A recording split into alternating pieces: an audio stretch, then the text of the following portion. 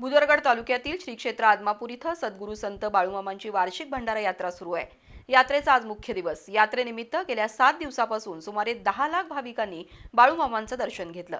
इथे येणाऱ्या भक्तांसाठी विविध सेवाभावी संस्था, संघटना आणि स्थानिक नागरिकांच्या वतीनं मोफत सेवा देण्यात आली। वैद्यकीय पथक 24 तास कार्यरत होतं। अनेक रुग्णांवर प्राथमिक उपचार केल्याची माहिती वैद्यकीय अधिकारी डॉक्टर श्रुतिका मोटे यांनी दिली। संत बाळूमामांच्या भंडारा यात्रेसाठी महाराष्ट्रासह कर्नाटक, गोवा आणि आंध्र प्रदेशातून लाखो भाविक आदमापूर इथे येत आहेत। या भाविकांसाठी आरोग्य विभागाच्या वतीनं उपचार केंद्र सुरू करण्यात आलं। या ठिकाणी तपासणी आणि प्रथमोपचार केले जात आहेत। उष्माघात, थकवा, रक्तदाब, सर्दी, खोकला तसंच किरकोळ दुखापतींच्या तक्रारी आल्या।